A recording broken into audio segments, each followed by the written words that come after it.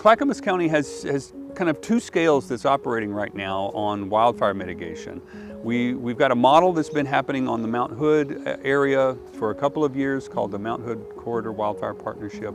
And then we have a broader county-wide effort called the Clackamas Wildfire Collaborative that's really being spearheaded by the city of Happy Valley and the HOAs that are there. What we have found with this wildland partnership that is so effective is it is the community themselves and the community members, the homeowners associations, the CPOs, they're really leading the charge with this partnership. The agencies, the local, state, federal agencies, we're there to support them, but it is the folks in the local community with a unique situation and issues that are problem solving, and we are supporting them. Our goal is to educate, inform, and obtain some involvement from the HOAs.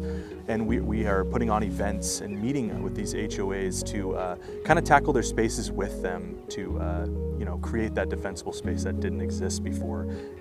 As far as participation by the HOA, we have very good participation, but what's also exciting is other HOAs contacting us and saying, what can we do, how can we help? And what precipitated that was the city going out, reaching out to the HOAs and allowing them to recognize that they've got an issue with these unmanaged green space areas that they need to deal with as far as wildfire mitigation.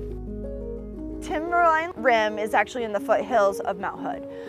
We're off the skirts of the highway, nestled into these little foothills.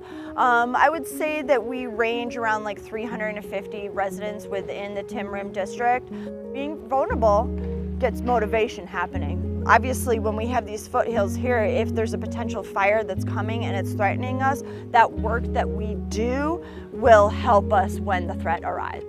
We found we had a wellspring of community groups that were already connected. And the city of Happy Valley has been doing a lot of work in this area with homeowners associations and with community groups that do volunteer work. And then there's groups like the Ant Farm group that actually comes out and does the home assessments. And then they can do some of the work for the wildfire mitigation as well.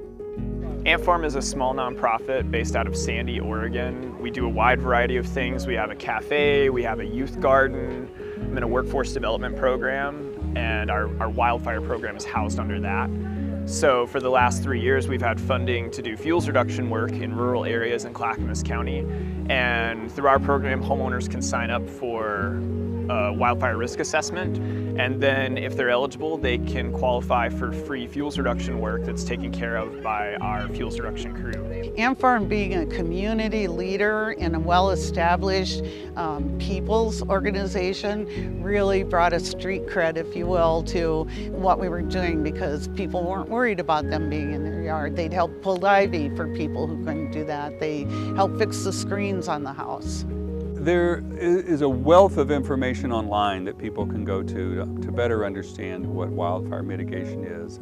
We've got websites for both the Wildfire Collaborative and the Wildfire Partnership that have a lot of information there. But the Oregon State Fire Marshal's office has a lot of information around defensible space. Not everything needs to be cut.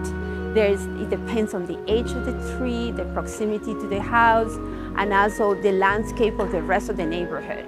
And those things seem basic, but when it comes to our own house, taking those actions to making the mitigation happen with the help of the experts could lead to us having safety in our homes. What their focus is within that 5 to 10 foot zone. And also what they also look for is if there's an egress route, if there's trees that would threaten egress routes, those are critical removals as well. We had PGE come and take down these 150-foot trees. Those trees rain branches on our power lines, and it's the reason we have so many power outages.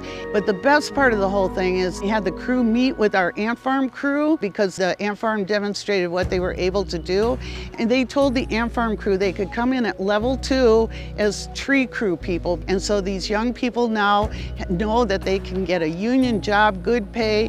All we asked for were the trees to come down, and it just evolved into that. And that's the power of the partnership. If you just do one home or two homes at a time, the rest of the neighbors are still really vulnerable. What really has to happen is wildfire mitigation needs to happen at like the block level in order for it to be effective. And so neighbors need to work together. When a disaster strikes, we've got a game plan, we know who the players are, we know what to do, and we don't have to stand there like in 2020 fires going, it went to level 2 in Sandy, what do we do? Because we have to drive through Sandy to get out of here. We are a big community, but we are very close, and Firewise has actually brought us closer, and it's brought that community friendship because everybody wants to be able to do their part who lives here.